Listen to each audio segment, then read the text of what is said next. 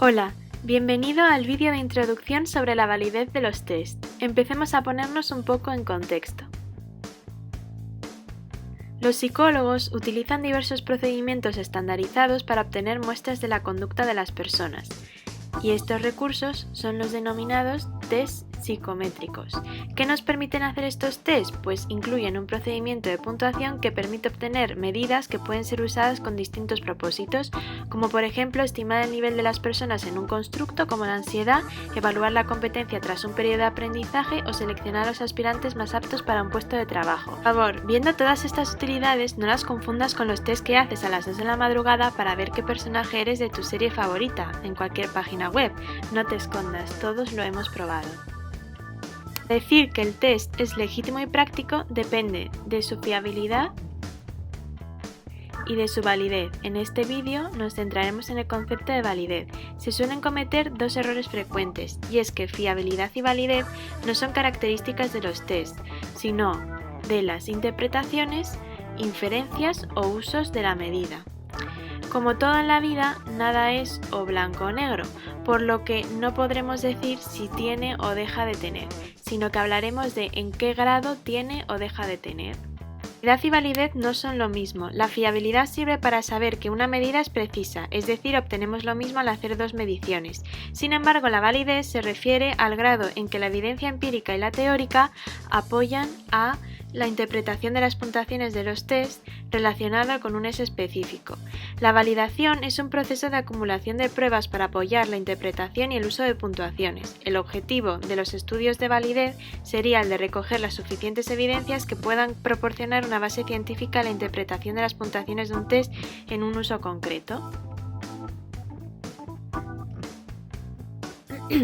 Vamos hacia atrás.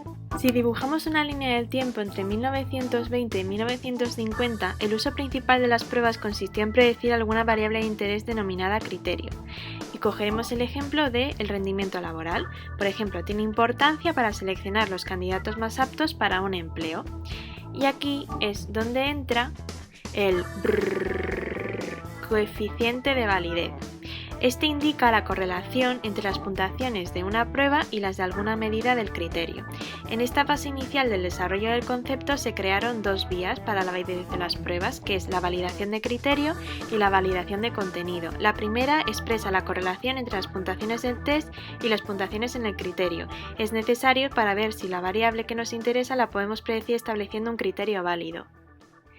Y la segunda es la justificación de que los ítems para medir el criterio son una muestra representativa del contenido a evaluar. Entonces, en 1950, Cronbach y Mel se dan cuenta de que existen algunos constructos que son bastante difíciles de decir con precisión cuál es el contenido exacto de las manifestaciones, como puede ser la extraversión. Si crees que es fácil, levántate del sillón y participa en nuestra línea del tiempo. Tras esta tragedia, te preguntarás, ¿levantaron cabeza? Pues claro que sí, si no, no tendría mucho sentido que siguiera el vídeo. Cronbach propone que la validación de contenido y la de criterio ya no valen para todo eso y propone la validación del constructo. Cronbach habla de que un test para medir un rasgo de la personalidad se dispone por una teoría acerca del rasgo y sus relaciones con otros constructos y variables. Por ejemplo, en el cuestionario NeoPR, que es un test de personalidad que está formado por 5 rasgos de esta, se indica que puntuaciones muy altas en neuroticismo, que sería nuestro constructo 1, se relaciona con puntuaciones altas en ansiedad, constructo 2, vulnerabilidad, constructo 3 y depresión, constructo 4. Finalmente, en 1989, Messick concluyó que la validación de constructo constituye un marco integral para las pruebas de validez, pero que además se debe incluir la validación de criterio y la validación de contenido.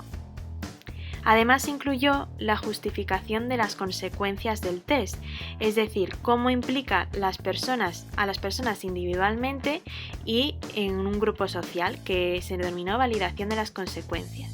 La definición de la validez para Messick fue: la validación de un test abarca todas las cuestiones experimentales, estadísticas y filosóficas por medio de las cuales se evalúan las hipótesis y teorías científicas, y esta definición es la que continúa siendo ampliamente aceptada por la comunidad científica y sirvió de marco de referencia para los estándares de 1999.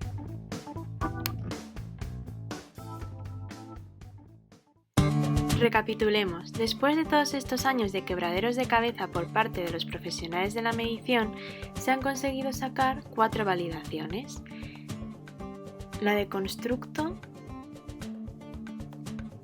contenido, criterio y consecuencial.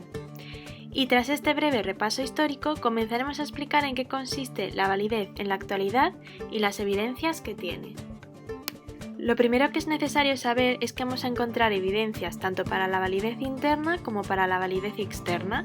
En la validez interna vamos a encontrar el aspecto del contenido, el análisis del proceso de la respuesta y el aspecto de la estructura interna.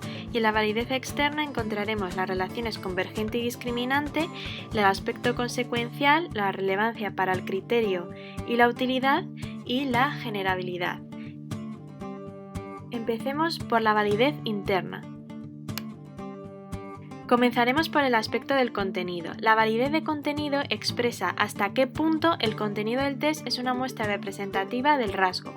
Y aquí debemos recordar los antepasados entre 1920 y 1950. Nos vamos a encontrar con 2 obstáculos. Para entenderlo, dibujaremos un círculo en grande que va a representar el constructo que idealmente querríamos medir. Este otro círculo pequeño sería el constructo, pero al no ocupar todo ello diremos que está infraestimado. Cuanto más grande sea este círculo, más representativo será del constructo que queremos medir. Otra tragedia es que existen variables ajenas que van a ser las varianzas irrelevantes que no tienen nada que ver con el constructo pero que van a influenciar. Para entenderlo mejor, pongamos el ejemplo de un examen. Tenemos todo el contenido que puede entrar en ello y sería el constructo ideal que hemos hablado antes. Todo ello no se puede preguntar, así que habrá máxima representatividad del contenido, sería este círculo más pequeño. Y por último tendríamos variables como puede ser la capacidad de atención o la ansiedad que van a perjudicar en el constructo inicial. El análisis de los procesos de respuesta básicamente es conocer cómo los sujetos que se enfrentan a un test han tomado la decisión de responder una cosa u otra. Por ejemplo, mediante una entrevista. Se obtendrá evidencia de validez cuando el sujeto explique la forma de resolver los ítems y ésta concuerde con lo que se había postulado en las teorías relativas al constructo medido. En el análisis de la estructura interna del test, el objetivo de este análisis es ver si los ítems del test que se ha creado se ajustan a la dimensión que se quiere estudiar del test. Vamos a verlo con un ejemplo. Se crea un test para evaluar a unas personas de una población. Posteriormente se quiere investigar si ese mismo test se le puede aplicar o se debe adaptar a otra población distinta a la anterior. ¿La estructura interna se mantiene invariante? ¿Tiene la misma estructura en las 2 poblaciones? Si no es así, no podremos saber si existen diferencias o si son significativas. Pasamos a la validez externa. Empezamos por las relaciones convergente y discriminante. Para que se den las relaciones convergentes debe haber una alta correlación entre test que midan el mismo constructo, que es el concepto conocido como validez convergente. Por ejemplo, queremos medir la inteligencia, pues cogemos test que midan inteligencia, como puede ser el Raven o el DATAR. Como miden lo mismo, pensamos que puntuaciones altas en uno también deberían ser altas en el otro. En las relaciones discriminantes debe haber una baja correlación entre test que miran distinto constructo, concepto conocido como validez discriminante. Por ejemplo, algunos de los test anteriores de inteligencia no deberían tener correlación muy alta con pruebas que midan neuroticismo. Consecuencial es evaluar las consecuencias buscadas y no buscadas. Claramente es importante validar y tomar en consideración las buscadas, pero las realmente problemáticas e incluso peligrosas en algunos casos son las no buscadas. Tomar una decisión siempre conlleva consecuencias. Un test no te da toda la información para saber, por ejemplo, si una persona merece el carnet de conducir con total seguridad. Hay situaciones de alto riesgo con las que tenemos que tener alta precaución. Debemos, en la medida de lo posible, minimizar estas consecuencias no buscadas, ya que son las que traen más consecuencias, por ejemplo, a una empresa, a individuo o a otros individuos de su alrededor. El aspecto de generabilidad es muy sencillo, es el grado de la generalización de los resultados del test y el grado de replicabilidad. Las evidencias de validez referidas al criterio vamos a encontrar que evalúa la relación del test con un criterio externo. En este caso vamos a coger el rendimiento académico. Encontramos el término de temporalidad, que está delimitada por el momento en que se mide el test y puede ser validez predictiva o validez concurrente. La predictiva es que se aplica el test y pasado un tiempo se mide el criterio, y la concurrente el test y el criterio se miden al mismo tiempo, es decir, a la vez. Espero que este vídeo haya podido ayudarte a entender el concepto de la validez. ¡Hasta pronto!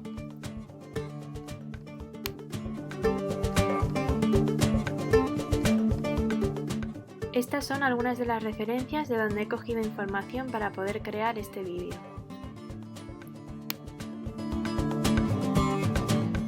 Con todo esto no quiero condicionarte a seguir haciendo test para saber qué tipo de macarrón eres según internet, pero la próxima vez te invito a reflexionar a la hora de hacerlo sobre todo el proceso que se han trabajado los psicómetros para lograr crear test que evalúen correctamente.